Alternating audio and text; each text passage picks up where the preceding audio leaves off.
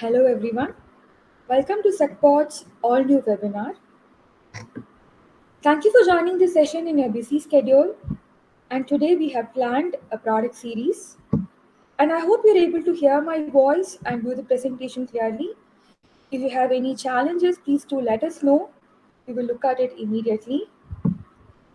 And the topic of today's webinar is going to be how to discover and eliminate poster anomalies using SanerNow continuous poster anomaly management. So recently at SecPod, we launched a brand new product, SanerNow Continuous Post Anomaly Management, which we fondly call as SanerNow CPAM. And today's webinar is going to be about why SanerNow CPAM is required, and followed by that, we will also get to know how to effectively use SanerNow CPAM. And I'm Dikshita Srinivasan, the host for today's webinar. And along with me, we have Preeti Subramanian, SecPod's Chief Architect and Director of R&D, and she will be taking us through the entire session. The recording of the webinar will be available in the Bright Talk channel as well as in SecPod's YouTube channel.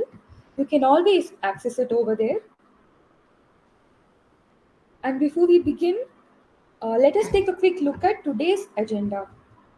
And first, we will be covering why continuous posture anomaly management is needed in the cyber attack prevention space. And followed by that, we will be seeing the different anomalies that can be discovered using SanerNow CPAM. And Preeti will be taking us through the product and giving us a product walkthrough, which will be addressing different use cases. And at the end of the webinar, we will be discussing the questions and answers. So if you have any questions, please do let us know. We will take up the questions and provide the answers for them toward the end of the session. So over to Preeti now to take us through the webinar. Thank you, Dikshita. Welcome everybody who has joined this webinar with us today. So the most obvious question would be, why do we need this, right? And how this CPAM becomes an inevitable part of our cyber attack prevention program. So to reduce risk exposure even before implementing crucial security practices is one of the most important things that we thought of when we were developing this product. So even before you get into implementing some crucial security measures that you want in your organization, you would want to mitigate some obvious outliers and deviations to bring some order in your business. So for example, you're using 10 collaboration applications against one or few that are needed in your organization. You might be having lots of unnecessary assets, and you might be having assets which seldom provides any fix or a workaround when there is a security loophole. So you would want to use reliable applications and software applications and hardware, and not to have any outdated assets that might be there in your organization. And also, if you're using different versions, of assets that you have, there is something that you need to look at because it increases the attack surface in general. Do we always think beyond vulnerabilities? So if you are already using or yet to use, a prevention mechanism to help mitigate any attack that happens in your organization, often we need to see it is not just a software vulnerability that we see. It could be a misconfiguration in one of the devices or servers. It could be an outlier that causes, and you might not be looking at it that closely. So, in general, you should look at it entirely as a solution and also see if there are any security deviations that are there. So, say, for example, you have a firewall configuration which is not set properly, or ASLR settings which are not proper. Uh, if they're already in place, it makes it very difficult for attackers to automate any attack, right? So all the security controls should be in proper place. And also, we need to rethink because not much has been innovated in the vulnerability management space for the last decade. So initially, there were network scanners, then agent-based scanners came in, and we were the first ones to give remediation to all the vulnerabilities as an automated process. So also map some high fidelity attacks such as ransomware to vulnerabilities which are out there wild, right? So these are some of the things that we thought at SecPod that makes it's relevant in today's world. So CPAM was an innovation that we thought that even before you try to have a prevention mechanism, do you know how your organization is? Do you have visibility to what is happening? And then a lot of why questions will come. Why do we have this in my organization? So if you want to stay a step ahead in this world where cyber attacks continue to happen, I think CPAM would be a good answer to it. So how does this SanerNow computes this posture anomalies, right? We have a mechanism where we use multiple ways of finding outliers and deviations in your organization. So for example, I might be looking at data collectively, try to use the famous IQR method and find statistical outliers. I might also see data which is not linearly correlated. So I might want to use a sigmoid function, right, on attributes that we try to see. We also see data over 30 days, try to find out if there is a problem. And we also have some rules that we apply, some security control deviations that we check. So all of this put together forms what we call as CPAM and PA in short form. And we should know now how do we discover all these posture anomalies. We generally look at a very smaller set in general, so we will look at wider varieties through this webinar today. The first example that I want to take today as a use case is there could be vulnerable processes that could be making an outbound connection, right, in your organization. Just to give a quick look of how it looks, right?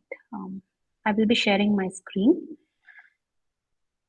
So I will show this to you, right? So there are multiple ports that are running in a device, and there could be some vulnerable assets in your organization. We help try to see this vulnerable port, what is the process that is running behind it, and if that application that has started this process is vulnerable, and we can eventually say that the port could be vulnerable. In this example, we see that Firefox.exe is vulnerable because there is a vulnerability in this application. So this is one of the examples that I'm showing to you today. This is the first one that we developed when we were developing a couple of checks, right? So this was the first one that we thought could make sense. And we can try to mitigate this problem so that we don't have any such processes and applications which are there in the organization.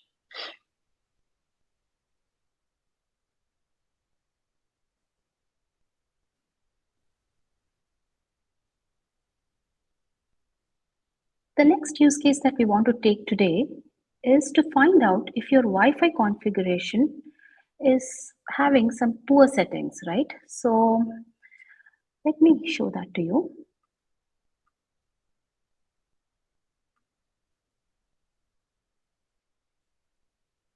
We check three things, right? So if the security is enabled on that Wi-Fi that we are using, if encryption is enabled, and if there's an authentication algorithm which is not set.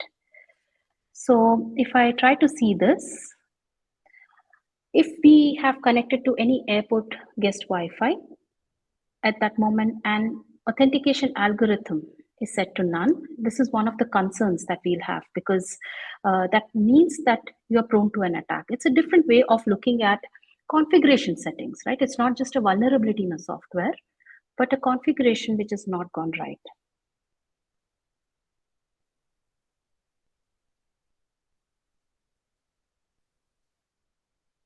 The other use case that we want to cover up today is unusual command execution that could happen in your organization. Generally, we try to see a lot of commands that are run in each of the devices, and we try to find outliers based on the IQR method. So let me show this to you.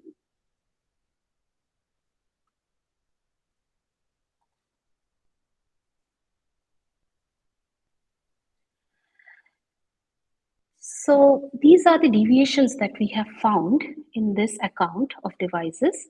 There are 51 very distinct, very unique command that has been run only in one device, right? So somebody has tried to access a share, right?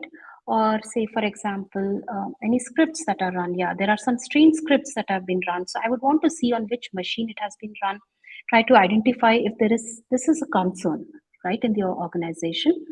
So this is one of the ways to find outliers and try to find out if you're already, getting into an attack scenario, right? Something has gotten and is trying something which is very, very unique.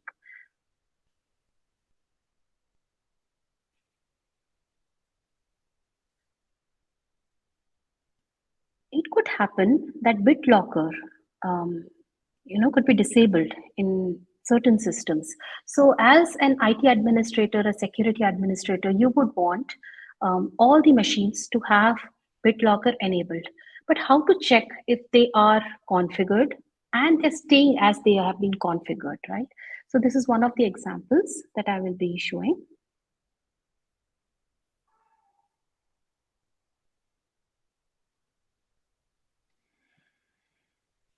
So BitLocker is off, right, in some of the machines that I see here today. BitLocker generally helps us, it's like a data protection feature that is integrated with the OS. Generally, it addresses threats such as if there is a data theft, right? So it helps prevent such attacks. So there is something called a trust platform module in the hardware, which helps if somebody is trying to copy some data, right? It helps protect from those things. And also it does not allow any software attack tool to run on a device. So it is very, very essential that this BitLocker setting is enabled in devices. So this shows all those devices where it has been turned off. So it could be a concern.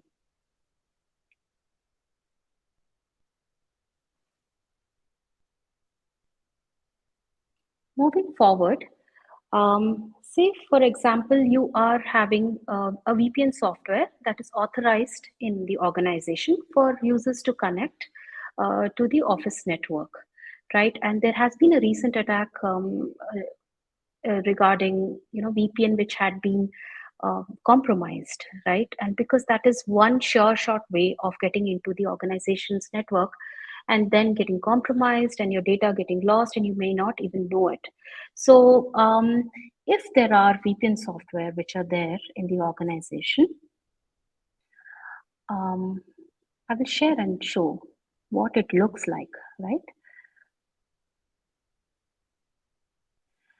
So say we have VPN software which is allowed.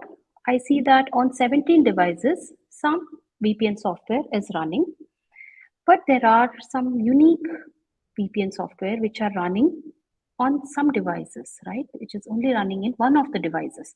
So I would wonder, do I need to cope up with so many VPN software which are running? Maybe users convenience, but then when we have to manage vulnerabilities and we have to prevent some cyber attack, I think that this should be reduced to what is authorized in the organization, not have random software which is running as a VPN software.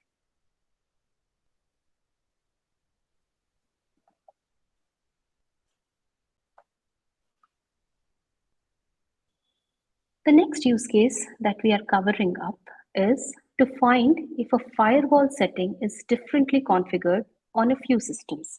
So when we make firewall configuration, yes, great, firewall is running, but then is it what it is supposed to be?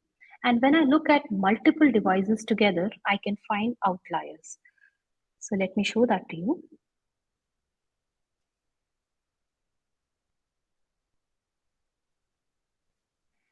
So in this setup, it's a way smaller setup, but then I can still find anomaly where one of the devices is having a different firewall configuration than others. So now I need to understand Why it is so? Because when I'm configuring a network firewall, say for example, I want to block all the traffic by default, and I would want to have a principle of least privilege, right? So I do not want people to gain access to our resources. So if the firewall is in place, right, that would actually mean that things are going well, but then there could be deviations where one of the device could be set up very differently.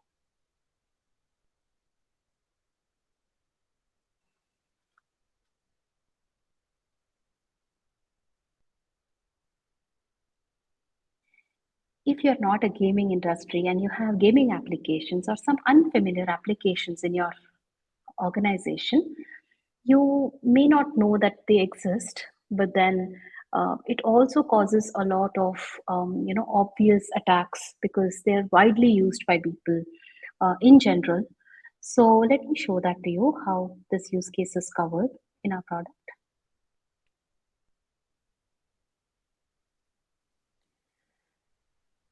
So, for example, in this setup, we see that some gaming software is installed, which we do not want it to be. So, uh, we can see that it gives a lot of visibility, and it could be, some app store download that people like to play. But then, if it is on an office laptop, is it something that you should be concerned about?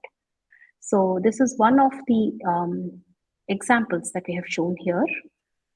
And we obviously have a lot of such checks where we check collaboration applications are many, or say you have many messaging software which is running. So there are a lot of these checks that you can see through our product.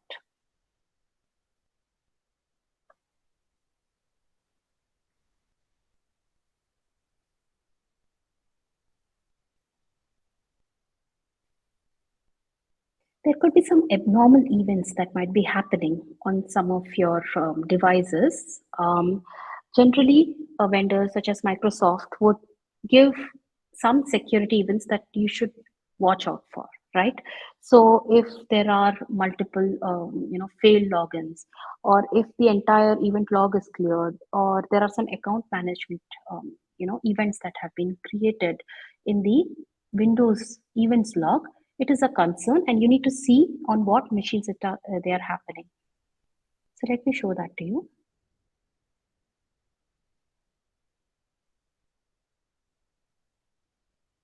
So this is one of the examples where we have taken a set of um, Microsoft events that have to be checked because they are blacklisted. Say, for example, you have multiple failed login that is happening, or a scheduled task is updated.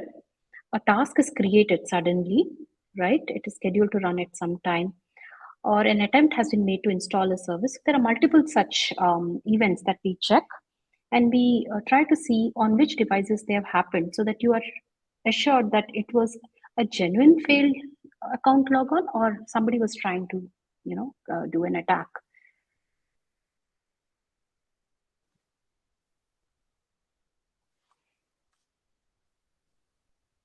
There could be a sudden increase in vulnerabilities, especially critical vulnerabilities in the organization. So that is one of the checks that we have given through CPAM. Let me quickly show that to you.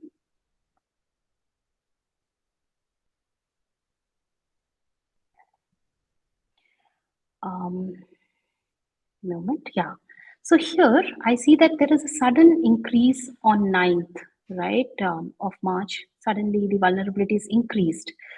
So this gives over the last 30 days, it's a trending type of anomalies that we try to see. It is a sudden increase in critical vulnerabilities. So you know what software you're running, and that has caused a sudden spike in the vulnerabilities that are there in the organization so that you can quickly remediate them through our product.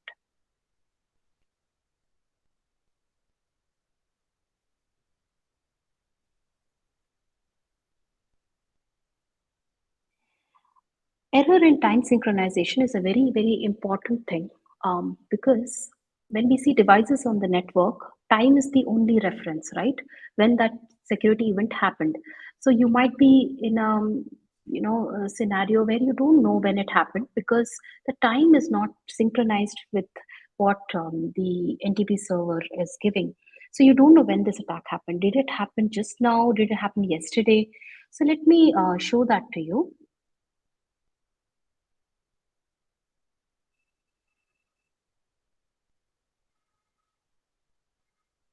So on one of the machines, it is not enabled, right? So the time synchronization should be enabled so that all the events that we see over the network is accurately determined when it happened. It's a very important thing to have in an organization. So even before you're getting into all the security controls that you want, security measures that you want to implement, intrusion detection, vulnerability management, I think this product would give you a full view of how things look in the organization. What is your attack vector? What are the anomalies that we have found? What are normalized already? Right? And this also helps you see from a device angle, from the entire organization angle, and we are also able to give confidence to an abnormality that we have found in the organization. How confident we are, right? That it is definitely a problem in your organization. So all these things help normalize your business and bring some order where you can declutter your IT. You can bring some order into what is there in your organization, know what is running in all the systems. So, this is how we have just taken a few examples that we could quickly show today.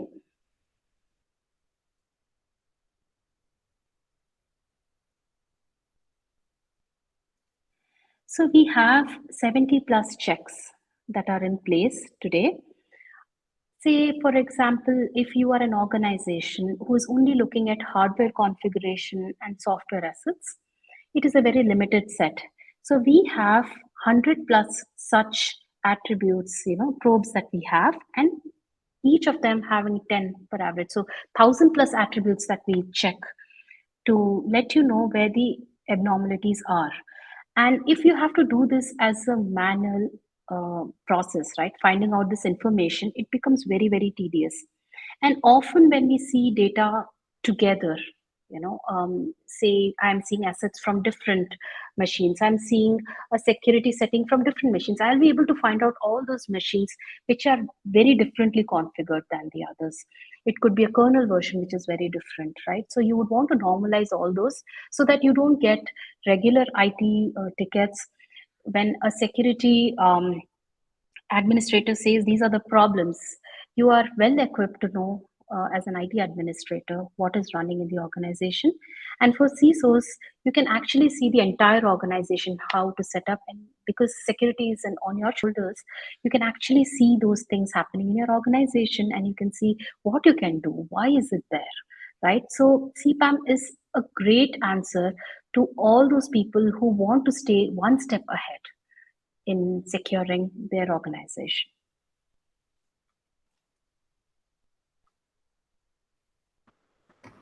Thank you, Preeti. Thank you for taking us through the product and some of the top use cases of SanerNow CPAM.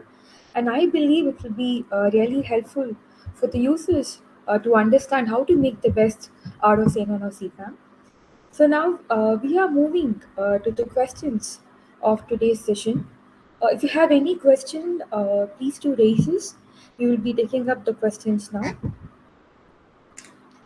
We have already gotten some questions for you, Preeti. Mhm. So the first question we have is, can I configure what I want to detect in my organization? Yes, of course, you can do that.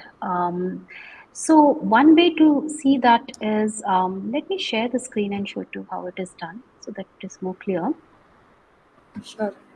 So we have a lot of checks, right? But then you might be a gaming industry, for example, and you don't want that check to be running. So you can select all that you want not to be run and save that so that we no longer run those scans and you have a definite set that you want to work on, right? These are the anomalies that I want to see in the organization. So whitelist all the checks that are not applicable to you.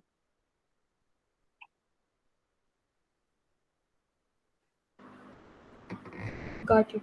So we have another question. How do I remediate the detected anomalies? Mhm. So I will show that to you again. Remediation, there are many ways how you would want to go about it. Say, for example, I hope you're able to see my screen. So there are vulnerable processes, right? So we are giving actions for you to take, which are very obvious actions that we think. It's not just telling you the problems, but actually going ahead. I can select Windows and I can say I want to block this process till I remediate, right? So automatically Firefox gets selected on a set of devices, and you can deploy this with one click, and we'll ensure that the process is blocked, right? Or you could also uninstall an application or stop a service. So all the checks come up with some relevant remedial actions that we have identified for our users. Another way to see at, look at this is you can select something that is not applicable. You feel it's not an anomaly because it is supposed to be there. You can select to whitelist that on all the devices or the currently listed devices, and we will no longer show that in your anomaly dashboard. I hope that answered it. Yes, it really did. So we have one more question for you. How Mhm. often posture anomaly scans happen in the network?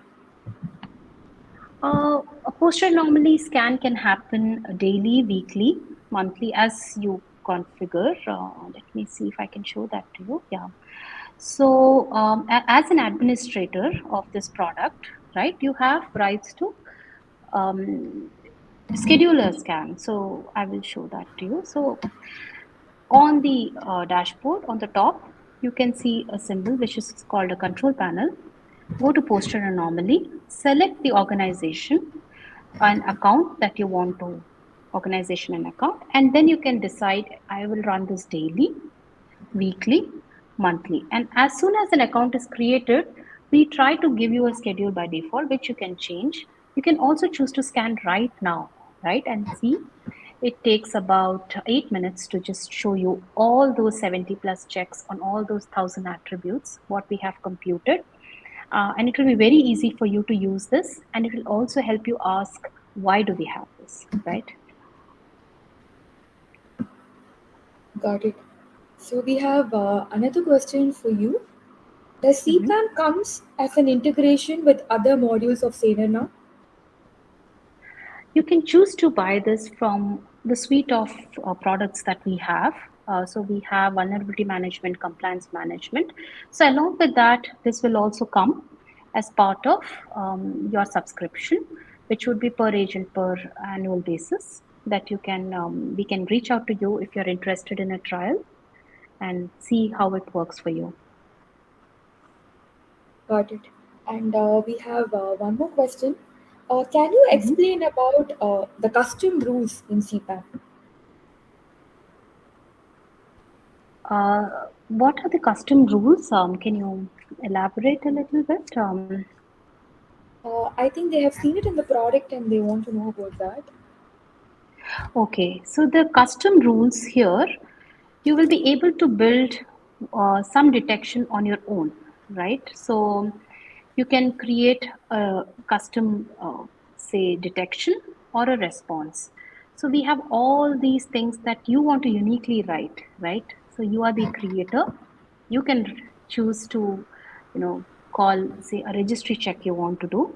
It's your detection, which will run on a schedule basis. So you can say, I want to run it every 1 minute, or I want to run it right now. And you will find some detections that will happen. You could also take, actions on. So these are the actions that we provide.